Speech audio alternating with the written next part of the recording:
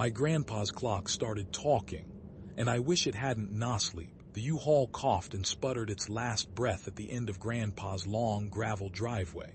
Vermont, I remembered, was not kind to city cars. My city car least of all. I cut the engine and sat there for a minute, staring. The house loomed. 3 stories of peeling paint and overgrown ivy, the kind of place that looked like it should be haunted. And honestly, I wouldn't have been surprised if it was.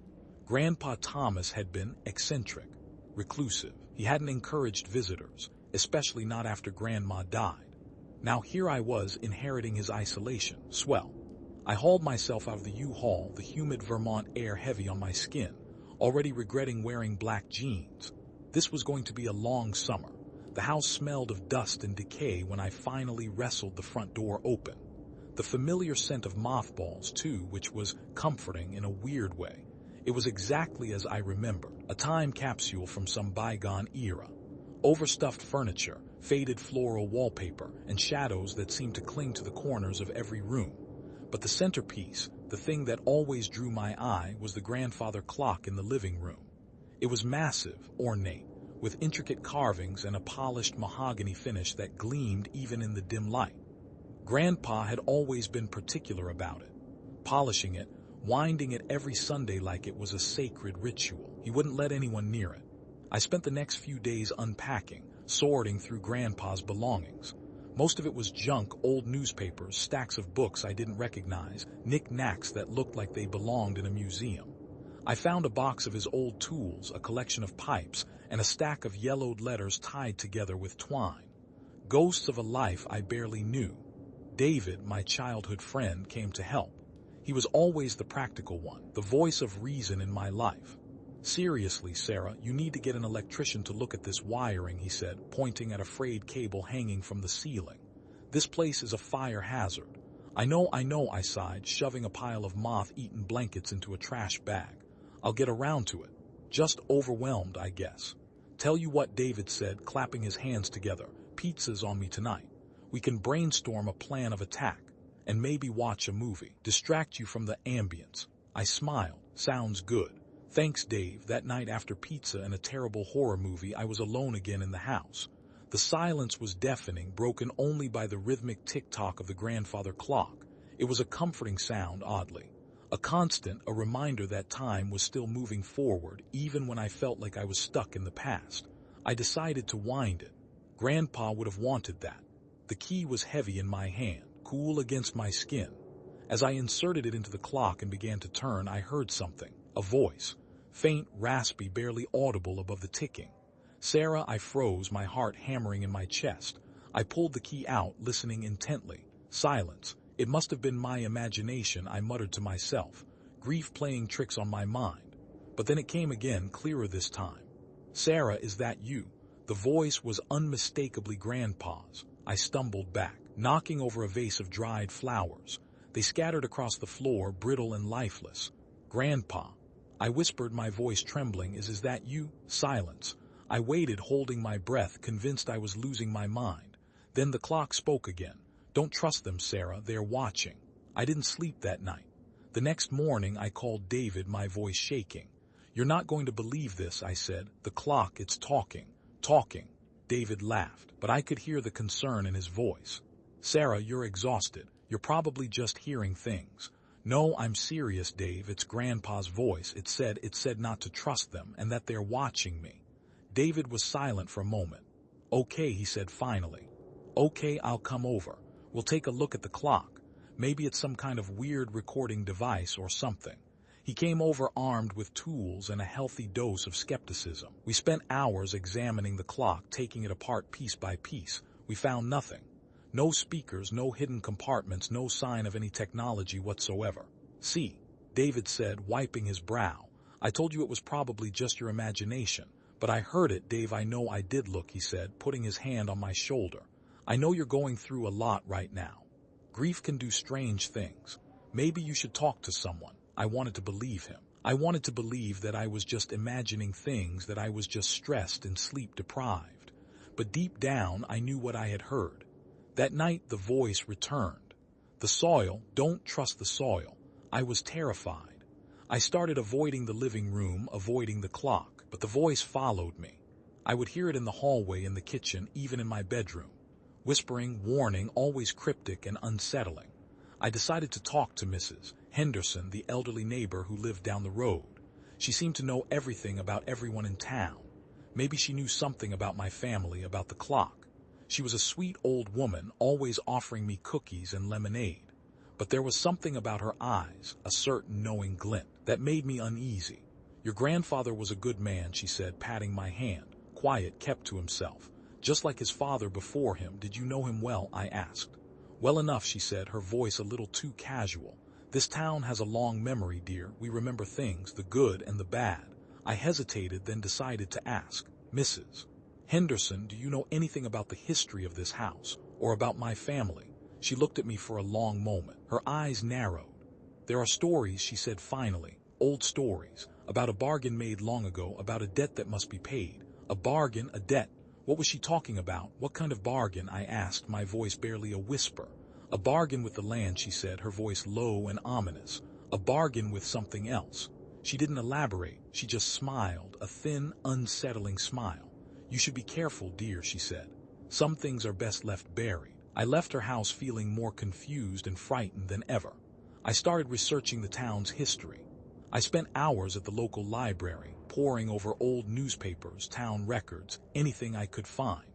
I discovered that my family had been one of the founding families of the town. They had been wealthy, powerful, respected. But there were also whispers of scandal, of strange occurrences, of a tragedy that had befallen the family generations ago. A land dispute, a mysterious disappearance, accusations of witchcraft. The more I learned, the more I realized that my family's history was intertwined with the town's history, and that both were shrouded in secrets.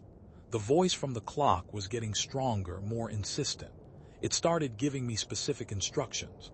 Find the journal under the floorboards in the basement. I was terrified to go down there. The basement was damp and dark, filled with cobwebs and the unsettling feeling of being watched. But I couldn't ignore the voice. It was like a compulsion, a force pulling me towards something I didn't understand. I found it just like the voice said. A hidden compartment under the floorboards, concealed beneath a loose piece of wood. Inside, there was a leather-bound journal, old and worn, its pages filled with faded ink. The journal belonged to my great-great-grandfather, Elias. It was a chronicle of the family's history, but it was also something more. It was a confession, a testament to a dark secret. Elias wrote about a pact he had made with a powerful entity in exchange for prosperity. He had promised to uphold the bargain, to offer sacrifices to appease the entity. The nature of the sacrifices was disturbing. As I read, I realized that the bargain Mrs. Henderson had mentioned was real, and that my family had been paying the price for generations. The clock's voice filled the basement, deafening and demanding. The bargain must be fulfilled. You must continue the ritual. I slammed the journal shut, my hands trembling. No, I screamed. I won't do it, I won't be a part of this. The house seemed to react to my defiance. The lights flickered, the temperature dropped, and the air grew thick with a sense of dread. Objects began to move on their own, slamming against the walls. The clock's chimes turned into a distorted, cacophonous roar. David burst into the basement, his face pale with fear. Sarah, what's going on? He had seen it. He had seen the objects flying around, the shadows moving. He finally believed me. It's the clock, Dave, it's controlling everything. We have to destroy it. We fought our way to the living room, the house actively resisting us. The grandfather clock stood there, menacing and imposing, its pendulum swinging back and forth like a hypnotic eye. We grabbed whatever we could find, a poker from the fireplace, a heavy wrench from the toolbox, and attacked the clock. We smashed it, hammered it, tore it apart piece by piece. The voice shrieked in protest, a sound of pure rage and desperation. Finally, with a final earth-shattering crash, the clock fell silent. The house went still. The lights flickered back on. The air cleared. We stood there, panting and exhausted, surrounded by the wreckage of the clock. Is it over? David asked, his voice hoarse. I didn't know. I wanted to believe it was, but I couldn't shake the feeling that we had only just scratched the surface of something ancient and evil. We spent the next few days trying to piece together the remaining fragments of the journal.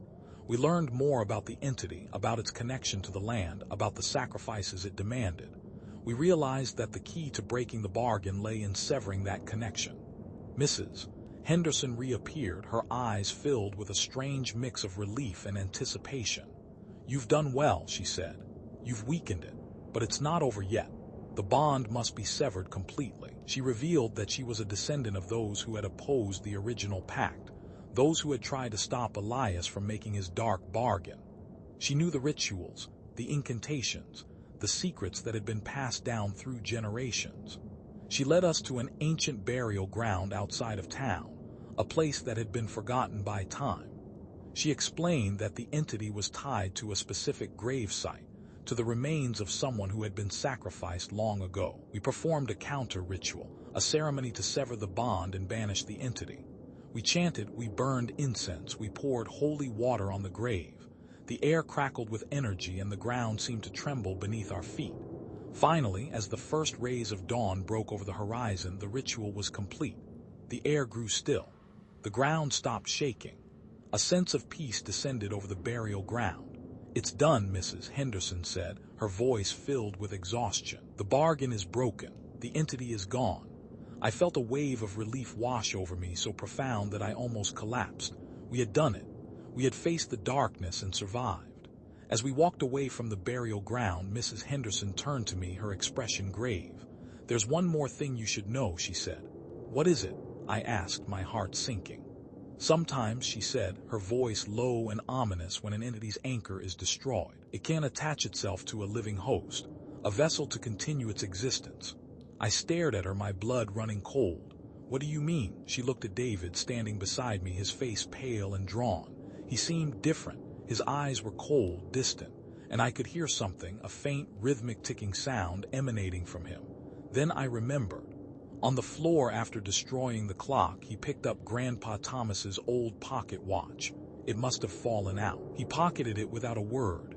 The ticking grew louder. I focused on his wrist. There it was. Grandpa Thomas's pocket watch. It slowly ticks. "Oh God," I whispered. Mrs. Henderson nodded grimly. "Be careful, dear. It's closer than you think."